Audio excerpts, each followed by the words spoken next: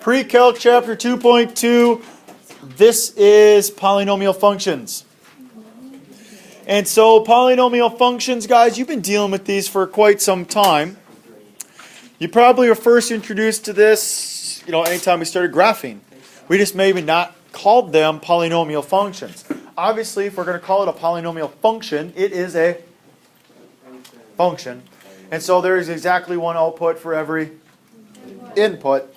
And so we got to start to define what polynomial means. Polynomial, guys, poly means many, nomial, numbers. I'm going to say many terms. So it's got many terms to it. We chain them together. But the craziest thing about it is x squared can be considered a polynomial. It's a certain type of polynomial. It's just considered a monomial. We could probably also argue that 4 itself can be considered a polynomial, like y equals 4. It's a function. It works. But we also could say something like 2x to the third minus 4x squared plus 3 is also a polynomial. Now, make sure that we also understand that for this to be a polynomial, we have coefficients. Coefficients, ladies and gentlemen, are the things that are in what? Front of a variable. So the coefficient on the x squared is 1. On the x cubed is 2. On the x squared, and then there's 3. Those are called coefficients. Coefficients in polynomials have to be real, and that's it. So square root of 3 can be a coefficient, but 2i cannot be. Okay? So be careful on that. We also put a limitation on our degrees. Sorry, the degree is here. The degree, guys, is the power on a term. Or if we're talking about the degree of the polynomial, it's the highest degree in polynomial. Okay? The highest degree in a polynomial will dictate or name the degree of that polynomial. But each monomial, or each part of a polynomial, has its own degree. Because if they were like degrees, you would gather them up like terms. So the degree, guys, or powers on a term or a polynomial have to be nice. You have to have whole number exponents. So that should make your life a lot easier. You won't have a negative in there, and you won't have a square root of something in there. You won't have pi in there because pi is not a nice number. Then we can go down there and say leading coefficient. But maybe before we talk about leading coefficient, coefficients, the number on an exponent, or on one of our variables, the leading coefficient would be the one in front. So the first coefficient. But that's not enough to say it's a leading coefficient, because they very well could mix things up and put them out of order. There's a certain accepted order. That accepted order would be called standard form. Remember, standard form, though, said highest to lowest powers. So it's when in standard form. The first coefficient when in standard form, highest to lowest power. What's PDY? Poly. The information here that I'm giving you is a modified version. It's not even modified. It's a more, I think, in-depth explanation of what we are going to call the leading term test. The book just gives you one little simple chart that's here, but I want to break it up, give it to you a little bit easier to manage. I want you guys to develop some of these skills or ideas on your own. So, this is what I'm going to do. We're going to re-examine graphs of both even and odd powers that we did yesterday, or not yesterday, back in 2.1, that we did a lot on Desmos and tried looking for patterns. This is also going to take a little bit from that chapter 1 stuff in the beginning about analyzing graphs, bringing it in here. So what we have is we have a degree 1, 2, 3, 4, 5, 6, and on and on and on. And so what I want to do is for the first 5 at least, we're going to name them. So when someone says the name, you're like, oh, I know what degree that is. Jared. Okay, so, and then we're going to take a look at what would the graphs in general look like if I had a positive leading coefficient when it's in standard form, or a negative leading coefficient. And the cool thing is, you know what some of these actually look like already. The first one, a first degree, would actually be a what? It's a line. So we would call that linear. Now, wait a minute. Guys, I'm not making you guys write the equations. But if I had a first degree polynomial, it's because it looks something like this. Y equals 2x plus 3.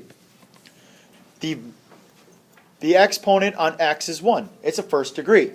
The leading coefficient is a 2. It's positive. Which way does that line go?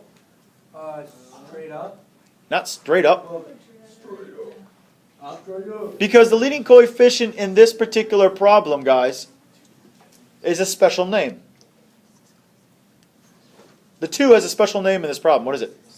Slope. So everybody show me with their hands what a positive slope looks like in a line. It goes this way. There's a lot of people looking around. Stop. Okay. If it's a negative leading coefficient, aka negative slope, it goes down. We know those. We've dealt with this before. And if I have a second degree polynomial, that has a special name called, different than parabola, quadratic. And if it's a quadratic, if it has a leading coefficient that's positive, A is positive in a quadratic, it opens up. If A is negative, it opens down. You know those. Now we start getting into a territory that some of us may or may not know. 3. Does anybody know the name for a third degree polynomial? If you're in 3D, you can have a cube, so it's cubic. Now, this is where things start to get crazy. Third degree polynomial looks like an N, kind of elongated. Bless you. Thank you. When it's a negative, it flips everything, right? So therefore, it's upside down. 4, if I take a dollar and break it into 4 pieces, I have, so it's quartic. And a quartic looks like a W. I would leave yourselves a little bit more space than I can see that I'm leaving myself here, but I also had to fit this on the screen. And if I flip it over, make it negative coefficient, it looks like an M. 5,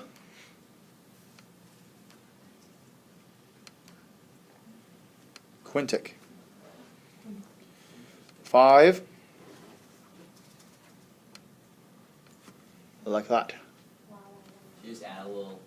Yeah, okay, we're going to get there. You're starting to recognize a pattern here, aren't you? Mm-hmm.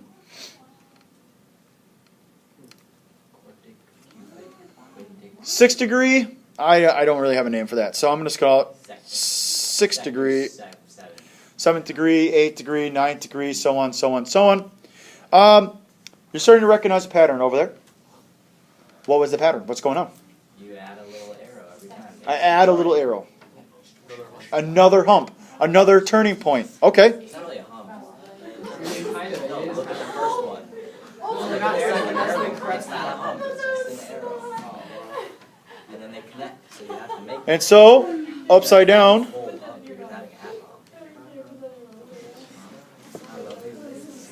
Okay, guys. Yes. As you can see, we just add another like little loop-de-loop, huh? Every time. Now, I'm going to leave the rule off to the side for now, but I'll go to the turning points. Turning points means where does it go from increasing to decreasing. If I look here at linear, doesn't matter which one I talk about, but let's just stay with all the positive stuff. How many turning points does a line have? Does it turn at all? No. Quadratic? One time. Cubic? Two times. Quartic? Three. 1, 2, 3. Quintic? 1, 2, 3, 4. 6th degree will be 5 times. Wait a minute. What's the rule for the number of turning points when you raise the power? It's n minus 1. Where n is the degree, so it's n minus 1 turning points. Where n is the degree. So if I asked you for the 100th degree polynomial, it'll be a shape with how many turning points? 99. 6th degree. I'm not even going to come up with a name. There probably is a name. Don't even bother with it. Once you get past 5, I mean, we would even say sometimes even a 3rd degree polynomial. But if someone does say cubic, you shouldn't say, oh, that's a 3rd degree polynomial. It's a x to the 3rd power. Some of these early ones you should know. It's kind of like shapes. You know a triangle, you know a square, you know a pentagon, stuff like that. No, I'm not that. But does anybody actually know the name of a 10-sided object? Decagon. It's a decagon. But then there's one that's called a dodecagon. Oh, you did get it right. So that might be like 12 or something. So it's craziness. The names of these things, I don't know. Okay, guys. Okay, so now we just did turning points. Let's do zeros. To be a zero, it needs to do what? Not start. No. It has to cross the x-axis. So, watch this. I'm going to turn to a different color here. That if I had a line and I drew an x-axis there, how many times would it cross? At least once. Actually, a line at most once. We'll use the word at most. Okay? Now, a quadratic. We've solved quadratics before. We found out there are 3 possibilities. 2 solutions, 1 solution, and no solution. But I would say that the number of possible solutions, or zeros, would be 2 because I can make it cross the x-axis at most twice. A cubic, I could somehow make it so that it crosses at least, or at most, 3 times. Quartic would be, how many times does it intersect? 4. Quintic? 5. 6th degree? The 58th degree? 58. Now, just because it says that we could cross the x-axis that many times, does it have to? No. Okay. So, what's the rule for the number of zeros, of potential zeros, of any polynomial?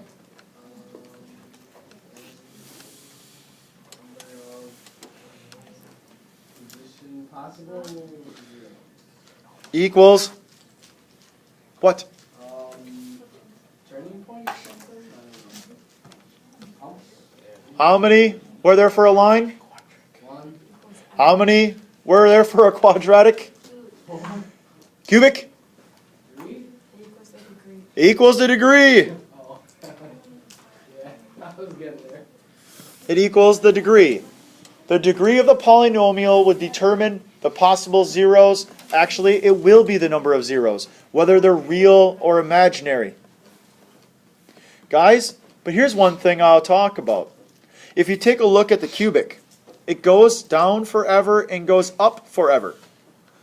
Therefore, is there any possibility of getting no solutions from a graph of a cubic? No. No. No. I can't raise it above the x-axis and say, ha, it's never going to touch, because it's going to go down forever. Go up. And it's going to go up forever. But the one that's going towards the x-axis is going to hit eventually. So therefore, there'll always be a solution. For an odd power, you'll always have a solution. The even ones, I could make it so that the axis, Yeah, it would be above those little humps. I could make the axis there on that 6th degree, and it would never actually meet the x-axis. So there are times where you got to kind of know this, that you have to keep looking, or you don't have to look. Okay. The rule, as you guys can see, is that, hopefully you can see, that all of the odd degrees, don't they follow what a line does? Look at the end behaviors. I could care less. If I right now went and took out the middle of each one of these parts of an odd, those turning points, look where the arrows all seem to point in an odd one. Don't they all point in the same direction? Because the end behaviors are the same. As x goes to infinity, y goes to infinity. As x goes to negative infinity, y is going to negative infinity. But if I switch it to a negative coefficient, they switch roles, don't they? They still follow what a line does, but the line's going the other way. Take a look at your quadratics, your cortex, your 6 degrees, all those even ones. They both go up at the ends, or they both go down at the ends. Okay? It's all about figuring out the pattern so that you guys can more effectively graph these. Yes, we will be graphing these. Now, we did all of this so that I didn't have to flash this on the screen and say, oh, if you do this, you have this. You guys, we did all of this. We looked at all of this information. We were able to figure it all out. Now, they're using a limit notation there. As limit as x approaches infinity is infinity. It's the same thing as we set up, that end behavior. We used something we called the leading term test. You're using some limits in there. If you know the degree and you know your leading term, you know your end behaviors. So I'm not going to spend a lot of time for you guys to copy that. We also talked about this one, that the number of zeros of a polynomial equals the degree of that polynomial. You guys found it out on your own. And the turning points is always n minus 1. And those are posted right here. I don't want to spend a lot of time on that. What I want to talk about then is what your homework could look like. You're going to have just problems of just this type tonight. I want you to describe the end behavior of a graph, both using limit and leading term. I say, just go with the leading term test. So, let's cross out limits. Leading term test. And then I want you to determine the number of possible real zeros and turning points. Then determine all the real zeros by factoring. So basically solve it. Kind of back up your idea that if there are 10 potential answers, can I find 10 or some mix below it? So, let's do some things that are not necessarily asked specifically here, but it's going to help us. Number one, what is the degree of this polynomial? The degree is 3. We would call it cubic. And the leading coefficient, LC, is it a positive or a negative? Positive. It's positive. So, going to your nifty little chart, it's a 3rd degree, leading coefficient's positive. What is the shape? One hump. It is a N-looking shape. So, no. So, now that I have this small sketch of what the graph potentially is going to look like, I now can answer the end behavior. I can say, as x approaches positive infinity, yes, I want this all written out, f of x approaches, x is going this way, where's y going? Positive infinity. As x approaches negative infinity, f of x approaches Positive infinity. negative infinity. So we now are able to use that to our advantage to find our end behavior. Wait a minute. Then can we actually use that to say, hey, how many turning points are there? Turn points? There are 2 turning points, n minus 1. How many zeros should there be again? 3, because the degree is 3. And now the last thing we have to do is actually find all the zeros possible. And it actually is telling us that we should be able to factor it. So, to find our zeros, we need to set it equal to 0. How can I take care of this thing by factoring? What's in all of it? Is there anything and is there something that's in everything? Yes. So let's take that first. Take those x's